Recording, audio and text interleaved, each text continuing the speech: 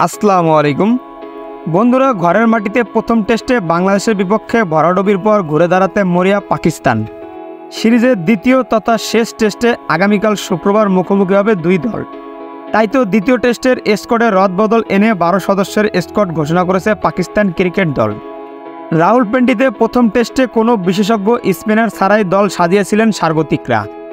তবে এবার দ্বিতীয় টেস্টের আগেই দলে ডাক পেয়েছেন স্পিনার বাবর আহমেদ। পাশাপাশি দল থেকে বাদ পড়েছেন শাহেনশাহ আফ্রিদি, কেননা প্রথম টেস্ট চলাকালেই সন্তানের বাবা হয়েছিলেন শাহেনশাহ আফ্রিদি। তাই তো তাকে বাদ দিয়ে দ্বিতীয় টেস্টের দল সাজিয়েছে স্বাগতিকরা। চলুন আপনার এক নজরে দেখে নেই পাকিস্তানের দ্বিতীয় টেস্টের স্কোয়াড।